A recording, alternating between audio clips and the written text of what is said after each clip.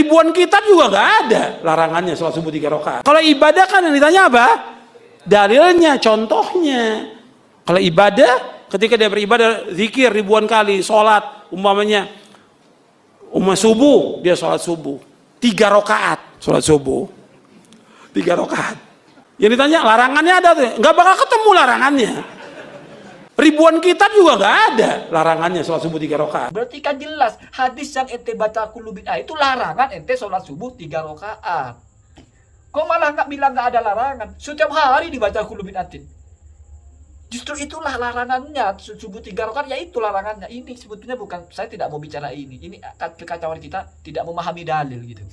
Jadi dipikirnya dalil itu harus seperti lafaznya, jangan sholat subuh 3 rakaat. Assalamualaikum warahmatullahi wabarakatuh. Bismillahirrahmanirrahim. Allahumma sholli ala sayyidina Muhammad wa ala alihi wa sahbihi ajma'in, amma ba'du. Saya akan mengomentari Ustadz Salafi yang senior ya, Ustadz Abu Yazid Jawas. Ustadz Jawas ini mengatakan bahwasanya sholat subuh 3 rakaat itu kita cari di 1000 kitab pun tidak akan menemukan dalil larangannya. Jadi tidak akan ada dalil yang menunjukkan bahwa melarang sholat subuh 3 rakaat. Saya pikir keras-keras, Ustadz ini kan sering sekali akrab dengan hadis kulla bid'atin dolalatun. Inna syarrul umuri muhdasatuha wa kulla muhdasatin bid'ah wa kulla bid'atin dolalah wa kulla dolalatin finnar. Kan akrab sekali. Saya ingatkan satu hal, siapapun pasti sepakat bahwa sholat subuh 3 rakaat itu adalah bid'ah yang sesat, adalah bid'ah yang mazmumah, yang buruk. Jadi baik orang Salafi Wahabi yang mengatakan semua bid'ah sesat, atau ada orang yang mengatakan maksudnya di situ bukan semua bid'ah tetapi bid'ah yang buruk saja, tetap sepakat bahwa sholat subuh 3 rakaat itu adalah termasuk bid'ah yang buruk itu. Setidaknya kalau mengutip kepada ucapannya Imam Syafi'i, ma khalafa syariah, menyelisihi syariat. Jadi apa-apa yang menyelisihi syariat itu namanya bid'ah mazmumah, buruk atau bid'ah sayyi'ah. Subuh 3 rakaat itu yang menyelisihi syariat. Kenapa? Karena syariat mengajarinya 2. Zuhur 5 rakaat, asar 6 rakaat dan sebagainya. Berarti kan menyelisihi syariat. Nah, kenapa bisa dianggap atau kenapa bisa terfikir untuk mengucapkan ucapan-ucapan yang qaulus safih, menurut saya ucapan orang yang terlalu bodoh. Tidak ada dalil yang melarang hal itu. Kenapa bisa seperti itu? Apakah karena dalam hadis itu tidak ada larangan wala taqumu bil bid'ah, jangan kamu melakukan bid'ah. Bid'ah maksudnya adalah sholat subuh 3 rakaat itu.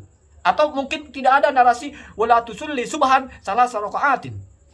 Jangan kamu sholat wala tusolli subhan sholat subhi salasa rakaatin. Qala Rasulullah misalnya. Apa harus seperti itu? Apa di Al-Qur'an harus wala tusollu sholat subhi salasa rakaat? Apa harus seperti itu? Baru kita mau terima bahwa ada dalil yang melarang gitu. Ini cara pikir apa gitu. Cukup kita perhatikan di dalam nas itu mengandung apa. Apa ada ancaman, apa ada celaan, maka kita sudah paham apa arah dari ayat itu. Atau apa arah dari nas itu, apa arah dari hadis itu. Saya baca satu kaidah istimewa. Wa hadhihi ba'du qawaidil istinbat. Ini sebagian kecil dari cara beristimbat yang dipakai oleh ulama-ulama mujtahid. Makanya jangan ujuk-ujuk kembali sunnah. Nggak gampang. Ulama itu sudah membangun pondasi, sudah membangun metodologi yang sudah teruji. Saya baca satu kaidah saja. Kullu fi'lin, semua pekerjaan, ya termasuk sholat subuh 3 rakaat, azzamahullahu, yang diagungkan oleh Allah. Atau maksudnya Allah menyatakan bahwa pekerjaan itu adalah pekerjaan yang baik, yang agung gitu. Au madahahu, atau Allah memujinya. Au ahabbahu, atau Allah menyukainya. Jadi Allah menarasikan saya menyukai pekerjaan ini. Ya, misalnya ini uhibu dan sebagainya gitu. Au wa'ada bihi khairan, atau Allah menjanjikan dengan pekerjaan itu sesuatu yang baik. Fahuwa masyru'un, maka itulah hal yang disyariatkan. Mustarikun bainal wujubi wan nadbi, yang mana hukumnya antara dua. Satu wajib, satunya sunnah. Jadi tidak pernah Allah itu menyatakan sesuatu yang Allah mencintai pekerjaan, hukumnya ternyata haram, tidak mungkin. Mesti kalau nggak wajib ya sunnah. Ada pekerjaan yang dipuji oleh Allah, dipuji oleh Nabi, dipuji oleh syariat, mesti pekerjaannya itu hukumnya antara dua. Kalau nggak wajib sunnah, tidak mungkin haram. Pekerjaan yang mana pelakunya akan mendapatkan surga, mendapatkan pahala, mesti pekerjaannya itu antara dua hukumnya. Kalau nggak wajib sunnah, tidak mungkin haram, tidak mungkin makruh. Nah itu ya. Sebaliknya, kullu fi'lin, semua pekerjaan, Talaba syari'u tarkahu, yang syariat meminta untuk meninggalkan hal itu. Au dzammahu, atau syari ya ini Allah ya, mencela pekerjaan itu. Au la'anahu, atau melaknat pekerjaan itu. Au syabbaha fa'ilahu bil bahaim, ya sama, atau si syari ini atau Allah ini menyerupakan pekerjaannya itu sebagai, menyerupakan pelakunya itu sebagai seperti binatang gitu.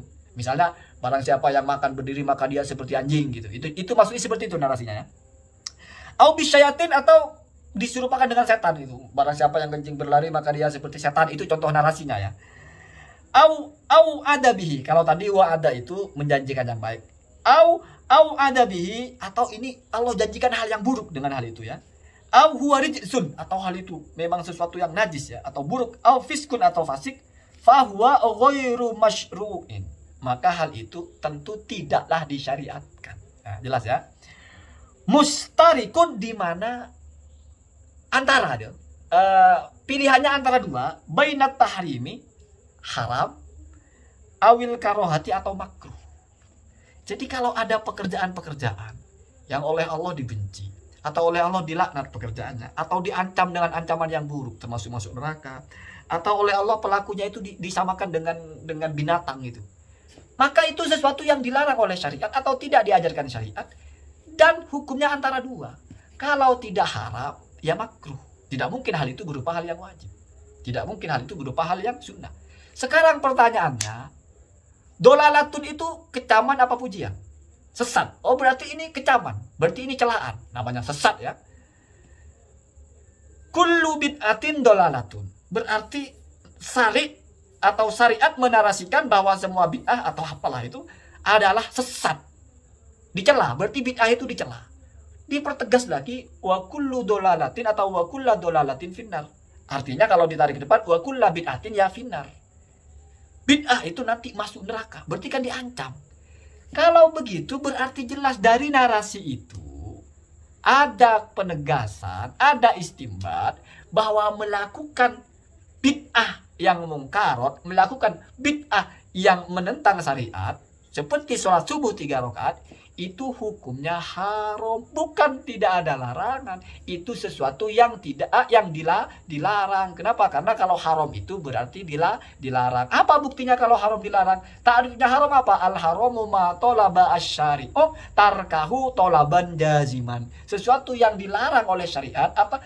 Sesuatu yang diminta oleh syariat untuk ditinggalkan, artinya dilarang untuk dikerjakan, maka itu namanya haram. Berarti kan jelas hadis yang ente baca kullu bid'ah itu larangan ente sholat subuh 3 rakaat. Kok malah nggak bilang nggak ada larangan? Setiap hari dibaca kullu bid'atin. Justru itulah larangannya, subuh 3 rakaat, ya itu larangannya. Ini sebetulnya bukan, saya tidak mau bicara ini. Ini kekacauan kita tidak memahami dalil gitu. Jadi dipikirnya dalil itu harus seperti lafaznya, jangan sholat subuh 3 rakaat. Baru itu dalil larangan sholat subuh 3 rakaat.